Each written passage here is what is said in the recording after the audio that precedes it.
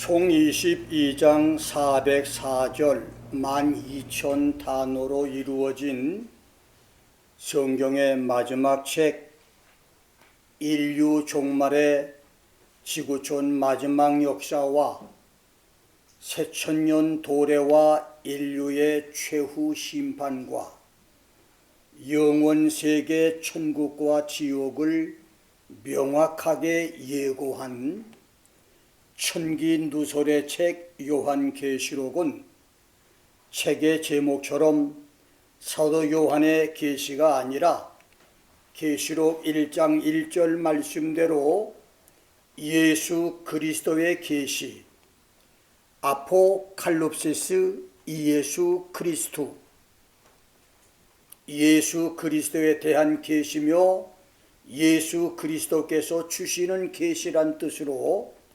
예수께서 요한에게 주신 계시며 모든 계시의 내용이 예수 그리스도에 관한 계시이기에 예수 그리스도의 계시며 계시의 전달 경로가 하나님이 예수께, 예수께서 천사에게, 천사가 요한에게, 요한이 교회에게 전달했기에 예수 그리스도의 계시입니다.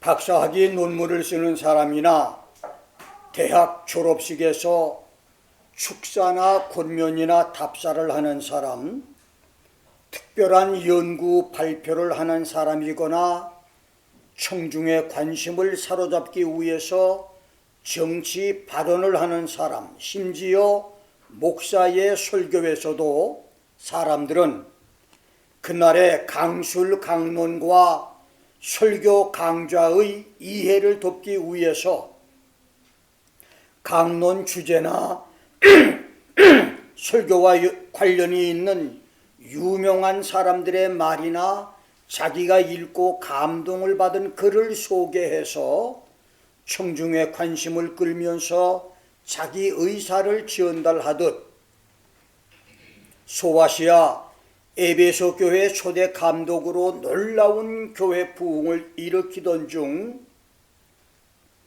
황제 숭배 거절 이후로 로마 군인들에게 체포돼서 추후 96년 9월 18일 55세에 반역자에게 살해를 당한 도미티안 황제에게 펄펄 끓는 기름가마에 던져지는 박해와 견디기 힘든 극심한 고문에도 죽지 않자 반모섬으로 유배당해 반모섬 광산에서 중노동을 했던 사도 요한은 자기와 후시대의 로마 황제들에게 박해받는 초대교회 성도들뿐만 아니라 2000년 후인 21세기의 지구촌에 있을 우주적인 적그리스도의 박해와 믿음 때문에 재산과 가정과 목숨을 잃어야 하는 적그리스도의 신앙적 박해에서 각종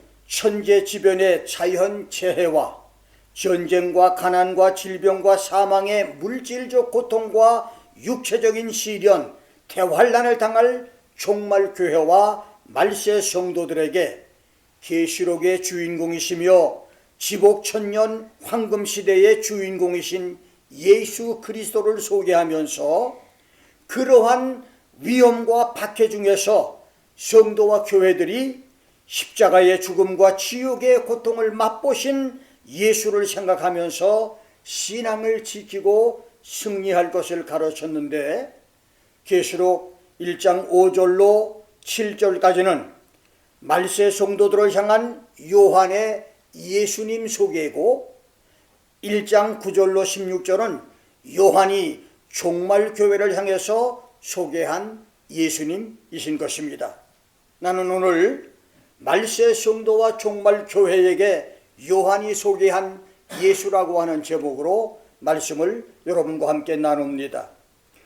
요한이 반모섬으로 유배된 자신을 비롯해서 250년간 10명의 로마 황제들에게 박해를 당할 초대교회 성도들이 기억할 예수 그리스도, 그리고 종말시대에 수고하지 못하고 세상에 남겨지는 성도들이 지상에서 당할 7년 대환란에서 그분을 기억하며 신앙을 지켜야 할 정신적인 지주며 신앙의 표대인 예수 그리스도는 어떤 분이십니까?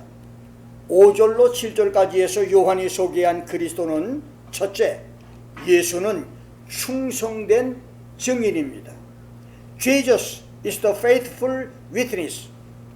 증인이라고 하는 말, witness의 헬라어 말투수는 witness, 목격자, 입회인, 증거인이라고 하는 뜻과 martyr, 순교자, 신앙이나 사상을 위해서 목숨을 바치는 사람이라고 하는 뜻인데, 예수는 요한복음 8장 26절로 29절, 38절, 40절, 17장 8절 말씀대로 하나님이 항상 함께 하셔서 직접 보여주고 알려주고 들려주신 진리를 충성된 목격자와 증인으로 사람들에게 가르쳤고, 그 가르치신 진리를 위해서 목숨을 다해 충성한 순교자였었습니다. 이렇게 예수의 3년 반 공생에는 하나님의 구속 사역을 성취시키시기 위해서 십자가에서 죽기까지 충성된 증인의 삶이었습니다. 히브리서 3장 5절은 모세는 하나님의 집에서 머슴과 사반 일꾼으로 충성했고, 예수는 하나님의 집을 맡은 아들로 충성했다고 말했고, 이사야 55장 4절에서는 내가 그를 만민에게 증거로 세웠고 만민의 인도자와 명령자를 삼았었다. I have made him a witness to the peoples, a leader and commander for the people이라고 말했으며, 예수는 자신 스스로가 하나님의 아들이시면서 하나님의 집인 이스라엘과 신약교회와 성도들에게 증인과 인도자와 명령자로 목숨을 바쳐서 죽기까지 충성을 다했습니다. 그래서 요한은 박해와 시련 중에 있는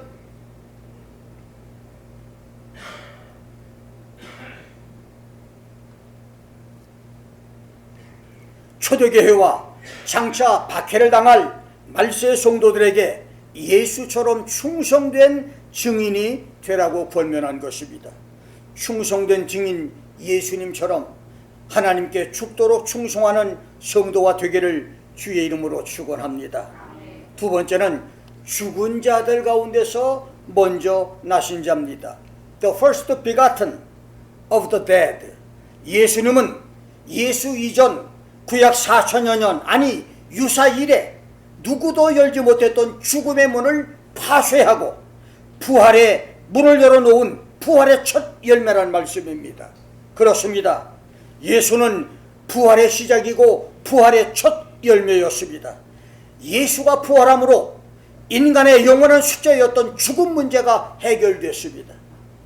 예수께서 부활하지 않았다면 우리의 부활도 없습니다. 예수께서 시작하심으로 우리도 부활이 있을 것인데, 히브리서 11장 35절부터 38절대로 예수님과 천국과 복음을 위해서 다른 사람들보다 더 큰 박해와 시련과 고통과 죽음까지 당하면 다른 사람보다 더 나은 부활을 얻을 것이니, 그래서 고난과 박해 중에서라도 더 좋은 부활을 소망하여 시험을 참고 이기라고 하는 말씀인 것입니다. 세 번째로 땅의 임금들의 머리가 되신 분입니다. 땅의 임금의 머리, 왕들의 머리, the prince of the kings of the earth라고 하는 말에 헬라어 호, 아르콘, 톤, 바실레온테스 게시는 땅의 왕들의 통치자, 땅의 왕들의 군주, 모든 왕들과 통치자들의 제1인자, 왕들의 거두라고 하는 뜻으로 예수님은 만물 위에 뛰어나시며 땅의 모든 권력자와 지구촌 모든 왕들을 지배하는 거두 주권자라고 하는 말씀입니다. 그렇습니다. 예수님은 만주의 주시며 만왕의 왕이십니다. 빌립보서 2장 9절로 10절까지 보면 하나님이 높이신 예수는 모든 이름 위에 뛰어난 이름을 가진 자요. God highly exalted him and bestowed on him the name which is above every name이라고 말했습니다. 하늘에 있는 자들과 땅에 있는 자들과 땅 아래에 있는 자들이 그 이름 앞에 모든 무릎을 꿇어야 하는 사람이라고 말했습니다. 그러기에 대적들에게 박해를 당하는 초대교회 성도나 종말교회 성도들은 몸은 죽일 수 있어도 영혼은 손대지 못하는 로마 황제들이나 적그리스도 세상 권력 앞에 무릎을 꿇어서는 안 된다는 말인 것입니다. 어떤 환난과 핍박 중에서도 지구촌 모든 이름 위에 뛰어난 예수, 땅의 왕들의 거두, 땅의 왕들의 통치자 예수 그리스도만을 사랑하고 섬겨서 이기는 성도들이 되시기를 주의 이름으로 축원합니다. 네 번째, 우리를 사랑하사 자기 피로 우리 죄에서 우리를 해방하신 자입니다. He washed us from our sins in His own blood. 그렇습니다. 나의 모든 죄를 용서하시고 내가 죄의 쇠사슬에서 풀려나 자유를 얻은 것은 예수께서 십자가에서 죽으셨기 때문이고 예수의 십자가는 하나님이 우리를 사랑하셨기 때문이라는 말입니다. 바울은 로마서 5장 7절 8절에서 의인을 위하여 죽는 자가 쉽지 않고 선인을 위하여 용감히 죽는 자가 혹 있거니와 우리가 아직 죄인 되어 있을 때에 그리스도께서 우리를 위하여 죽으심으로 하나님께서 우리에게 대한 자기의 사랑을 확증했다고 고백을 했는데, 이것은 지구촌에 올바르고 의로운 사람을 위해서 자기에게 은혜를 베푼 선한 사람을 위해서 죽는 사람이 있기는 하지만 살인과 도적질, 마약, 강간, 간음, 가정 파괴로 옥에 갇혀있는 사람과 매국노로 지탄받는 괴수요 살인자 악인들, 이 사람들을 위해서 대신 죽어줄 사람은 지구촌에 아무도 없다는 말입니다. 그런데 예수님은 죄인의 괴수요 살인자였던 자신을 위해서 죽으셨다고 바울은 고백을 한 것입니다. 그리고 예수가 바울 자신을 위해서 십자가에서 죽어 모든 죄를 용서하고 바울을 죄에서 해방을 얻게 해준 것은 하나님이 바울과 지구촌 인류를 사랑한 그 증거 때문이라고 말씀했습니다. 그렇습니다. 예수님은 나와 여러분의 죄인 되었을 때 while we were yet sinners, 우리가 아직 죄인이었을 때 내가 간음과 음란과 부정과 탐욕, 살인과 거짓과 속임과 미움 증오에 사로잡힌 죄인으로 있었을 때, 어느 누구도 나에게 관심을 갖고 있지 않았을 때, 내가 세상과 사람들에게 버림받아 있을 때 십자가에서 나를 위해 죽으시고 내 죄를 용서해 주셨습니다. 이 얼마나 크고 거룩한 사랑입니까? 웬 사랑이며 웬 은혜입니까? 나는 남을 비웃거나 연필 한 자루 훔친 작은 죄에서 순간의 실수로 저지른 끔찍한 살인죄와 사람들에게 손가락질 당할 더러운 불륜의 간음과 음란 죄까지 어떤 죄도 나 스스로 용서할 능력이 없습니다.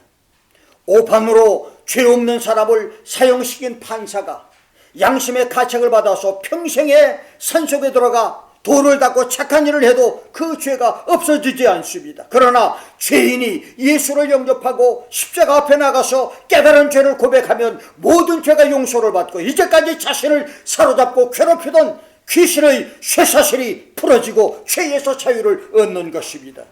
이것이 십자가의 은혜요 하나님의 사랑입니다. 우리를 사랑하사 자기 피로 우리를 우리 죄에서 해방하신 예수를 사랑하는 성도들이 되시길 주의 이름으로 축원합니다. 다섯 번째로, 하나님 아버지를 위해서 우리를 나라와 제사장으로 삼으신 분이십니다. Jesus has made us kings and priests unto God and His Father. 예수는 하나님과 그 아버지를 위해서 우리를 왕들과 제사장들로 만드셨다. 예수의 십자가 구원 사역으로 성도 한 사람 한 사람이 왕과 제사장으로 만들어진 것은 하나님을 위한 것이라는 말씀입니다. 6절은 예수의 십자가 공로로 우리가 왕이 되고 제사장이 됐다는 말입니다. 나라와 제사장의 헬라어 바실레이안 히에레이스는 문자적으로 나라 곧 제사장들, 킹덤 앤 프리스트라고 하는 말로 대제사장 되신 그리스도를 머리로 하는 제사장들의 집합체를 가르치고, 신약 성도들 모두 제사장이 됐다는 말이고, 킹 제임스 번역 본문에 보면 왕들과 제사장들, 킹스 앤 프리스트는 은혜시대 성도들이 제사장들을 통하지 않고 직접 하나님께 나갈 수 있는 제사장이 됐다고 하는 만인 제사장의 의미와, 종말론적인 의미로는 박해받은 성도들이 끝까지 시련과 박해를 이기면 천년왕국에서 지구촌 나라와 주와 성과 현과 지방 지역들 프라빈스를 통치하는 왕들이 될 것이니 모든 환난과 시련 고통을 잘 이겨내라고 하는 격려의 말씀인 것입니다. 이 말씀은 나같이 보잘것없는 존재, 이름도 없는 무관말직의 작은 목사, 아무도 알아주지 않고 돌보지 않는 오지의 이름 없는 선교사, 예배 처소가 없어서 집에서 예배를 드리는 가정교회의 목사, 기도 장소가 없어서 오늘은 이 교회 내일은 저 교회를 전전하며 철야하며 부르짖고 기도하는 목사와 전도사, 막노동으로 생계를 유지하며 주의 일을 하는 떠돌이 전도자에게 꿈을 주는 말씀인 것입니다. 나를 나라와 제사장으로 삼으셨다는 말씀을 믿고 주님의 날에 왕될 것을 소망하며 최선을 다해 충성함으로 그날의 왕들이 되는 주의 종들이 나오기를 주의 이름으로 축원합니다. 여섯 번째는 주님의 날에 구름을 타고 오시는 분이십니다. 7절을 보면 볼지어다 구름을 타고 오시리라. Behold, he comes with cloud. He's coming with the cloud. 각인의 눈이 그를 보겠고 그를 찌른 사람들도 볼 것이요 땅에 있는 모든 족속이 그를 인하여 애곡하리니 그러하리라. 아멘. 사도 요한이 자기 시대에 박해를 당하는 성도들과 종말 시대의 대환난을 겪을 성도를 위해 소개한 예수님은 구름을 타고 오시는 예수였습니다. 각인의 눈이 그를 볼 것이요 그를 찌른 자들도 볼 것이라고 하는 말, Every eye shall see him, even those who pierced him. 이 말은 성경 시대에 예수를 직접 십자가에 못을 박은 자들뿐만 아니라 역사적으로 예수를 인정하지 않고 예수 성도를 박해했던 모든 사람들이 공개적으로 지상에 다시 오시는 예수를 볼 것이라고 하는 말이고, 땅에 있는 모든 족속이 그를 인하여 애곡할 것이다. All the tribes of the earth shall mourn over him. 이 말은 주의 재림 때에 회개치 못한 지상 죄인들과 교회 안에서 불법으로 살아남은 주의 종들과 구차한 삶을 살기 위해서 믿음을 배반하고 적그리스도 우상에게 경배하고 666 짐승표를 구해 살았던 교인이 심판을 받아 지옥 형벌을 받게 될 공포의 통곡이 있을 것이라고 하는 말씀입니다. 그렇습니다. 예수의 재림은 지구촌 모두에게 보여지는 공개적 사건이고 예수의 심판은 모든 악인들에게 임할 수 있는 보편적 사건입니다. 그날의 주의 재림에서 피할 악인은 지구촌에 아무도 없습니다. 디모데후서 4장 1절에서는 예수께서 산자와 죽은 자, 알곡과 쭉정이, 진짜와 가짜를 심판하기 위해서 다시 오신다고 했고, 계시록 10장 7절은 수천 년에 걸쳐 선지자들을 통해서 전해진 복음의 비밀을 이루기 위해서 주님이 다시 오신다고 했고, 계시록 11장 15절에서는 예수께서 왕노로 타시기 위해서, 계시록 11장 17절에서는 18절에서는 땅을 망하게 하는 자들인 적그리스도와 거짓 선지자와 그들과 결탁한 악인들을 멸망시키기 위해서 다시 오시고, 이사야 63장 1절로 6절, 계시록 19장 17절로 21절, 스가랴 14장 1절로 4절에서는 페트라 지하 동굴과 아마겟돈과 예루살렘 그리고 전 세계에서 적그리스도의 살해 위기에 놓여있는 이스라엘과 지상 성도들을 구하기 위해서 환난 성도를 구원해 주기 위해서 주님이 오신다고 했으며, 디모데후서 2장 11절로 12절, 계시록 20장 4절에서는 환난 성도와 순교 성도를 왕으로 세워서 세상을 다스리게 하려고, 마태복음 25장 1절로 13절에서는 주의 재림을 기다리며 깨어있는 성도를 위해서, 25장 14절로 30절에서는 자기 달란트를 잘 사용한 지혜롭고 충성된 종과 자기 재능을 숨겨둔 악하고 게으른 종에게 상과 벌을 주기 위해서 다시 오신다고 했으며, 계시록 17장에서는 지난 2000년 동안 지구촌을 타락해 한 음료 바벨론 로마 캐토릭을 멸망시키기 위해서, 계시록 18장에서는 5대양 6대주를 악마의 나라를 만들려고 했던 적그리스도를 패멸시키기 위해서, 계시록 20장 1절로 3절에서는 용과 사단 마귀 귀신들을 1000년 동안 무적행에 가두기 위해서, 이사야 9장 7절과 11장 6절로 16절, 35장 5절로 10절, 에스겔서 36장 22절로 31절, 39장 28절에서는 지상에 천년의 주의 나라를 세우시고 지구촌에 흩어져 2000년 동안 나라 없는 민족으로 살아온 이스라엘 민족을 하나로 불러 모아서 평화의 나라를 만들어 주기 위해서 주님이 이 세상에 다시 올 것이라고 말씀했습니다.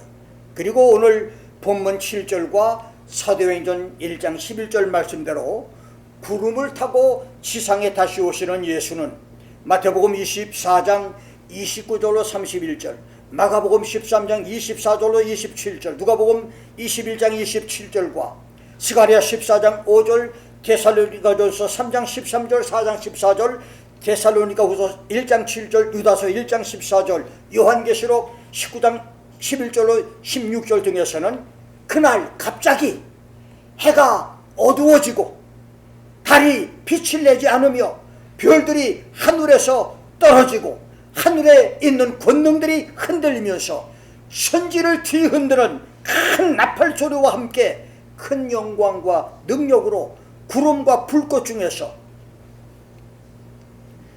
이스라엘의 중동과 유럽 쪽이 영광의 흰 구름이라면 지구의 동쪽인 한국과 중국, 일본의 동남아는 흰색으로 타오르는 불꽃이 될 것입니다. 왜냐하면 이 불꽃이라고 하는 말, in flaming fire, 낮에는 구름기둥, 밤에는 불기둥이라고 불렀던 운화주를 출애굽기 14장 24절에서는 불구름기둥이라고 말했습니다.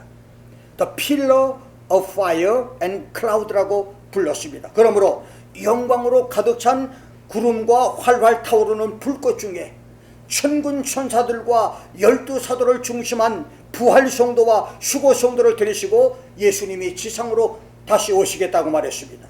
그날의 영광을 기대하고 소망하면서 은혜 시대에도 고난과 환난을 시련을 이길 것일 뿐만 아니라 대환난의 날에도 시련과 박해와 고난과 역경을 이김으로 승리하는 성도, 주의 천년나라에서 왕노릇하는 성도들이 나올 수 있기를 주의 이름으로 축원합니다.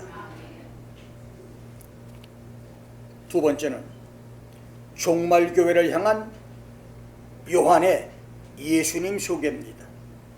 계시록 1장 9절로 16절은 요한이 로마 황제들에게 박해를 당하고 있는 초대교회와 종말시대의 지구촌의 각종 재난과 적그리스도의 핍박을 당할 교회들을 위해서 예수님을 소개한 말씀입니다.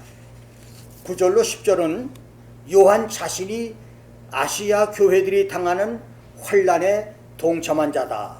I am your companion in tribulation. 나도 예수 안에서 너희의 형제이기 때문에 너희가 당하는 환난을 나도 지금 당하고 있다 라고 하는 말입니다.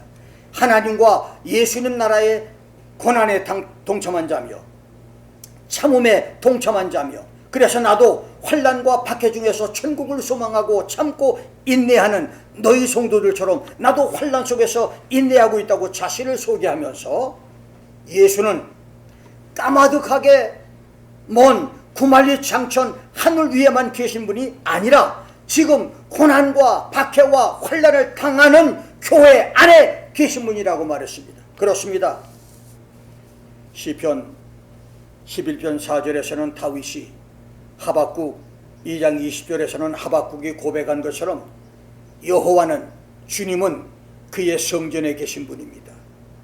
The Lord is in His holy temple. 특별히 대환란의 종말 시대, 적그리스도 박해로 살기가 힘들어져 성도의 믿음들이 흔들리고 많은 사람이 신앙을 포기하고 교회를 떠나는 때에 주일 성수와 기도 생활로 자기 신앙을 지키려는 성도들이 기억할 것은 주께서 성전에 계신다고 하는 믿음을 갖는 것입니다. 마지막 시대에 TV 영상 예배, 인터넷 예배, 유튜브 예배, 유혹에 빠지지 않고 성전에 계신 예수님을 붙잡고 신앙을 지키다가 구원에 들어가는 축복들이 있기를 축원합니다. 요한이 성령의 감동으로 교회 안에 계신 예수님의 9가지 서술 묘사를 했는데, 첫째, 발에 끌리는 옷을 입고, 두 번째, 가슴에 금띠를 띤 옷을 입은 분이다.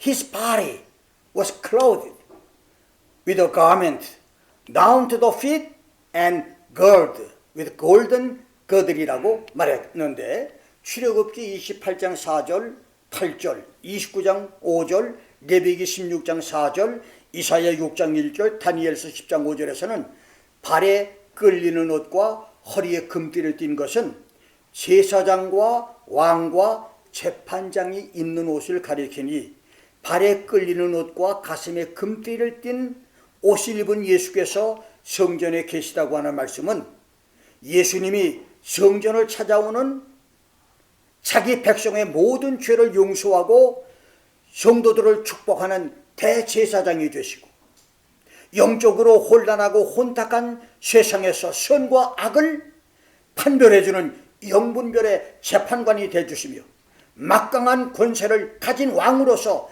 상처받고 약해진 성도들을 치료해주고 보호해주고 힘주시고 다스리려고 성전에 계신다는 뜻입니다.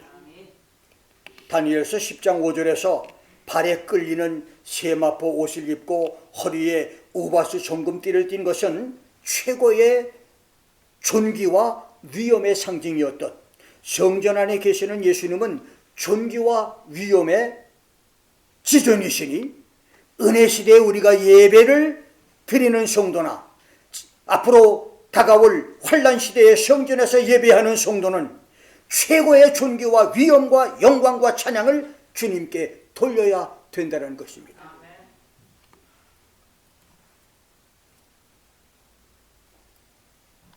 세 번째는 성전에 계신 예수님이 그 머리의 털의 시기가 신양털 같고 눈과 같은 분이었다. His head and his hair were white, like white wool, as white as snow. 흰색의 희라고 하는 말의 헬라어 류카이는 아름다움, 존엄, 성숙, 순결, 그리고 지혜를 상징합니다. 여러분, 백발은 그의 인생이 춘풍추우 산전수전을 다 겪고 많은 경험을 쌓아서 지혜의 극치에 이르렀음을 의미합니다.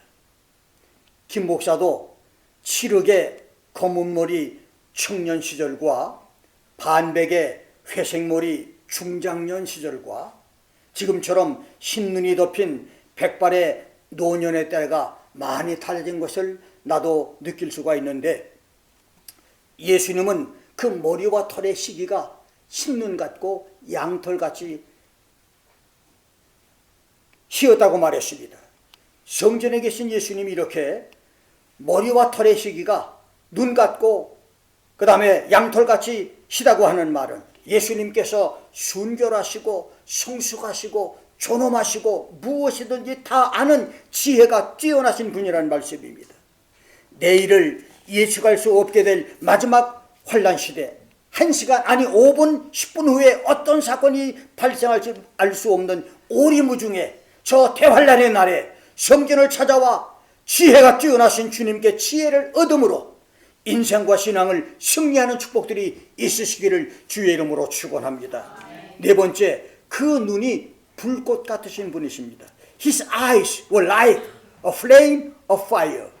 성전에 계신 예수님의 눈은 불꽃 같은 눈이었습니다. 이 말의 원문의 뜻은 그의 눈에서, 예수의 눈에서 불을 보내고 있다는 말인데, 불꽃이라고 하는 말은 인간 영혼의 가장 깊은 밑바닥까지 뚫고 지나가는 불꽃이라고 하는 의미입니다. 이 말은 성전에 계신 예수님은 사람의 마음을 꿰뚫어서 통찰하시고 천리안처럼 투시한다는 말씀입니다.